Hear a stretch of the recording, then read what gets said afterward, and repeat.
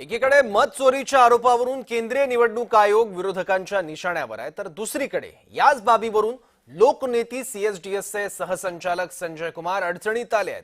CSDS म्हणजे centre for the study of developing society ही संस्था गेली अनेक वर्ष भारतातील लोकसभा आणि विधानसभा निवडणुकांचं विश्लेषण करते आणि त्या संदर्भातली आकडेवारी सुद्धा देते.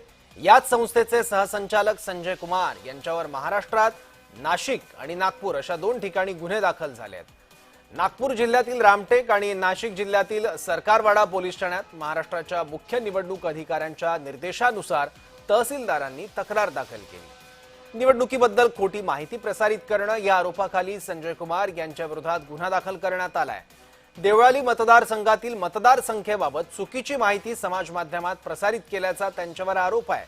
संजय कुमार यांनी 11 ऑगस्ट रोजी एक्सवर ट्विट करताना देवळाली मतदारसंघातील लोकसभा निवडणुकीच्या वेळी मतदार संख्या 4,56,072 नमूद केली, पण प्रत्यक्षात ही मतदार संख्या 2,76,902 इतकीच असल्याचं नायब तहसीलदार तडवी यांनी नमूद केलंय.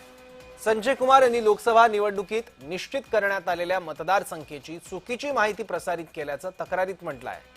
तर माझ्या टीम मधल्या सदस्यांच्या चुकीमुळे आकडेवारी चुकल्याची कबुली संजय कुमार यांनी दिली आहे. महाराष्ट्रातल्या निवडणूक आकडेवारीबद्दलच्या ट्विटसाठी सुद्धा त्यांनी दिलगिरी व्यक्त केली आहे. तर दुसरीकडे राहुल गांधींकडून सरकारवर वोट चोरीचे आरोप अजूनही सुरू आहेत. बिहारमध्ये सध्या राहुल गांधींची यात्रा निघाली आहे. वोटर अधिकार यात्रेचा आज 5वा दिवस आहे. यावेळी निवडणुकीत काहीतरी हेराफेरी होते अशी प्रत्येकाची भावना असल्याचं राहुल गांधींनी म्हटलंय. तसंच जनतेचा आवाज मोदी आणि अदानी मिळून दाबतायत असाही आरोप राहुल गांधींनी बिहारमध्ये केलाय. तसंच महाराष्ट्रात पहिल्यांदा निवडणूक आयोग आणि भाजप मिळून चोरी करत असल्याचे पुरावे मिळाले असल्याचंही राहुल गांधींनी म्हटलंय.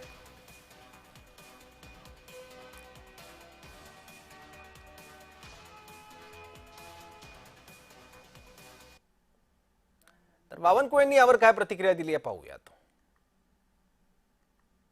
ते तर आता देशविरोधी मी तर असं म्हणेल की संविधानाने निर्माण केलेल्या संस्थावर ज्या पद्धतीने आकांडतांडव करून स्वतःचं अपयश लपवण्याकरता स्वतःचं नेतृत्व कमजोर झालं, ते कमजोर नेतृत्व दुरुस्त करण्यापेक्षा निवडणूक आयोगाचा आधार घेऊन आम्ही निवडणूक आयोगाच्या चुकीमुळे हरलो आहे किंवा निवडणूक आयोगाने आम्हाला निवडणूक हरवला आहे, या पद्धतीने जो आविर्भाव ते करतात आहे, खरं तर हे केलंच पाहिजे. राहुल गांधींच्या मतचोरीच्या आरोपांबद्दल सीएसडीएस बद्दल जितेंद्र आव्हाड आणि नाना पटोलेंनी काय प्रतिक्रिया दिली आहे. त्याचबरोबर चुकीचं ट्विट केलं म्हणून गुन्हा दाखल होत असेल तर चुकीची माहिती दिल्याबद्दल निवडणूक आयोगावरही गुन्हा दाखल व्हायला पाहिजे अशी मागणी नाना पटोलेंनी केली आहे. मतदार याद्यांमध्ये 10 ते 15,000 नावं ही जी काँग्रेसचे वोटर होते त्यांना बाहेर काढून त्यांच्या जागी डुप्लिकेट वोटर टाकण्यात आले आणि पुराव्यानिशी आम्ही त्यांना याद्या दिल्या होत्या. इलेक्शन कमिशनने काहीही कारवाई केली नाही. इलेक्शनच्या नंतर केलेलं नाहीये, इलेक्शनच्या आधीच आम्ही हे पत्र दिलेलं आहे. माझं पत्र ट्विटरवर आहे. त्याच्यावर संजय राऊत, जयंत पाटील आणि नाना पटोले यांच्या सह्या आहेत. मी स्वतः त्याच्यानंतर पत्रकार परिषद घेतली होती आणि विस्तृत माहिती दिली होती. आम्ही सगळे मिळून इलेक्शन कमिशनरला भेटलो होतो.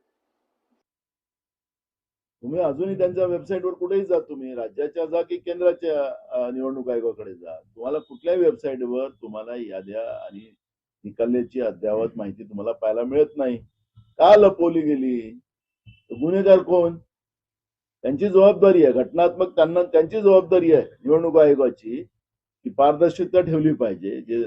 जे काही प्रक्रिया आहे ती प्रक्रिया लोकांच्या समोर ठेवली पाहिजे. तुम्ही लपवता कशासाठी? या प्रश्नाचं उत्तर त्यांनी द्यावं.